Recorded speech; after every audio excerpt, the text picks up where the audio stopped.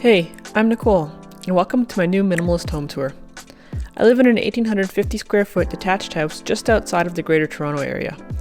I moved in here just over a month ago, and so throughout this video you'll see a few boxes and things that are yet to be unpacked, and some things that will be changing soon as I gradually start to renovate in the near future. I have big plans for this place, and I'll be documenting the entire renovation process, so if you want to see how it transforms, be sure to subscribe and hit that bell because things will soon be a-changin'. But with all that said, come on in and take a look around. This is the entrance of the house. When you walk in, you'll find two doors to your immediate right. The further one is my hallway closet. This is where I store my jackets, shoes, and keys, and the cushions for my patio furniture.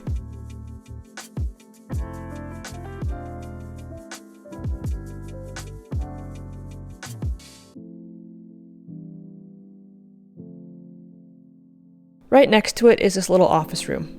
Truthfully, I think it's a horrendous waste of space, and I would have much preferred for this to be a second garage or even a mudroom, but alas, my tiny office.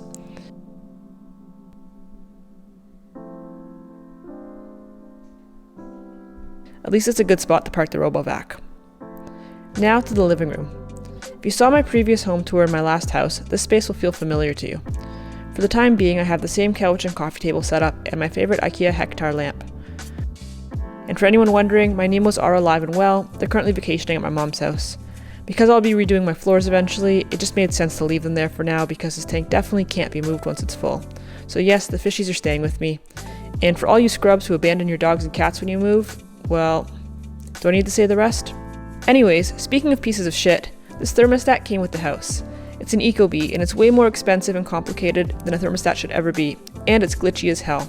0 to 10, would not recommend. Why is it that the more expensive something is, the more it sucks?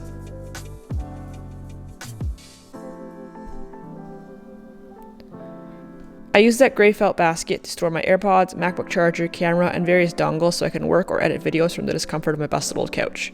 Now on to where all the magic happens. And by magic, I mean motorboating unreasonably large portions of spaghetti.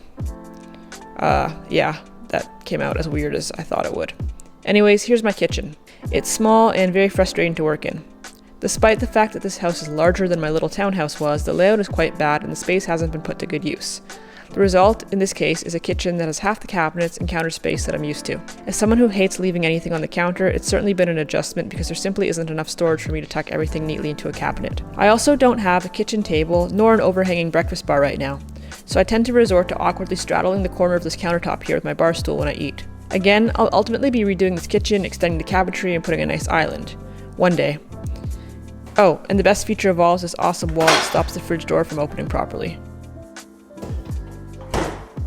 But for now, this is as tidy as I can keep it.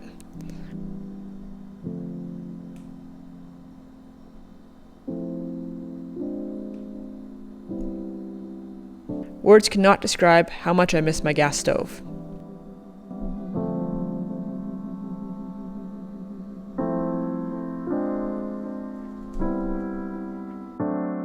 Here's my coffee and tea cabinet. And no, I'm not such an extreme minimalist that I only own 2 cups, the rest are in the dishwasher, don't be ridiculous. Next are my plates, bowls, and mason jars. The little basket up top holds my onions and garlic because I have literally nowhere else to put them.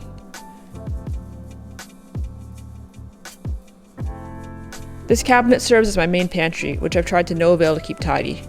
Can you tell this is driving me nuts? The rest of my pantry goods are stored right below, along with my stand mixer because there is nowhere else to frickin' put it. My drawers here are much more narrow than at my previous house, so my cutlery holder barely fits in what was previously my super sexy organized spice drawer, while it's now been split into 2 drawers.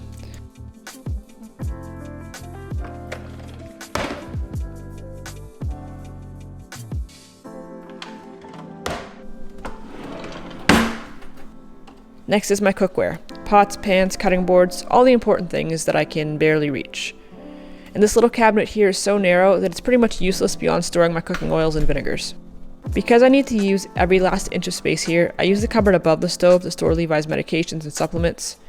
And finally, all my containers and mixing bowls and other important things yet again in another hard to reach spot. This little lower cabinet just barely holds my food processor and my blender, and as you'd expect, the garbage goes under the sink, nothing interesting to see there. Unfortunately, there are a lot of things I dislike about this house, especially in its current state, but one of my absolute favorite things is this backyard.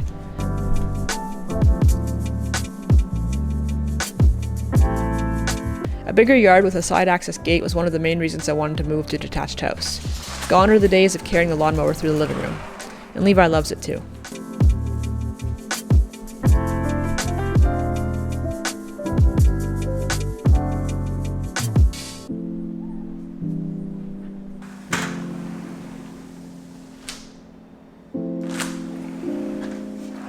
Up, inside.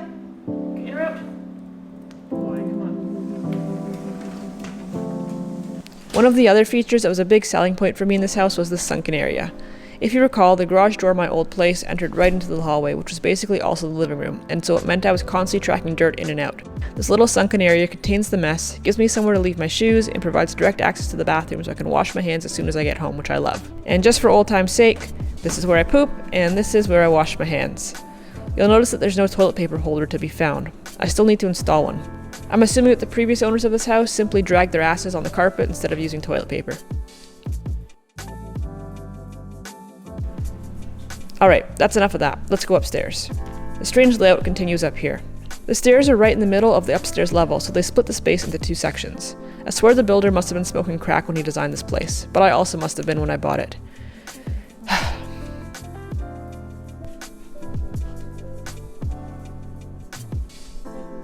If you turn left at the top of the stairs, you'll find the master bedroom. This is what it looks like with the blinds fully down. The blinds are horrible in case you can't tell, and so eventually they'll need to be upgraded. For now, I just pull the blankets over my face every morning, which admittedly can make it hard to breathe at times, but honestly, I'd rather smother to death than be woken up early, so... This Philips wake-up light is the best alarm clock I've ever owned because it's just so easy to sleep right through it, and I'm really good at doing it too. This is Levi's area, but lately he tends to just use his bed as a trampoline to jump onto mine.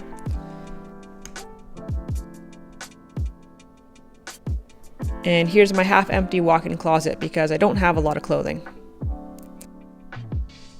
And finally, my ensuite bathroom. I always thought it would be really nice and fancy having a separate soaker tub and a shower, but as it turns out, it's just two things to clean now instead of one, and it's pretty annoying. Even worse is that I haven't yet found a shower curtain small enough to accommodate this tiny opening, so for now, I just go down the hallway to the other bathroom to shower. The next room over here will eventually be my music studio / fun room, but I haven't set it up yet. But those pink curtains gotta go.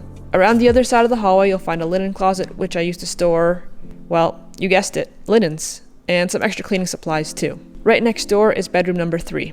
I actually like this room the best. It has a nice vaulted ceiling and a walk-in closet that is disproportionately large for the room, but it has this fancy organizer in it, so that's kind of cool. Next is my laundry room. I have to say that having the laundry upstairs has been really nice, but these machines are yet another example of something being equal parts fancy and shitty. I've never owned a front loader before, and I was better off for it. And finally, at the end of the hallway here is my second upstairs bathroom.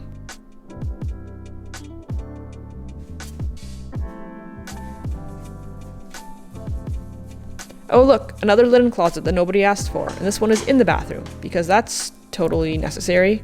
I suppose the split hallway layout can be a nice privacy feature if you're hosting guests, but I try to make a habit of not inviting people into my house out of fear that they won't leave when I want them to. Which is now. But yeah, that's the house in its current pre-renovated state. To date, I haven't even done so much as paint it, but there will be some work starting in it this coming week, so be sure to subscribe and ring the bell, and check in next week to see what's changing. If you enjoyed this tour, please go ahead and hit that like button, leave me a comment down below, let me know what you think of the house, and let me know what you would change about it if it was yours. Thank you so much for watching, take care, and I'll see you in the next one.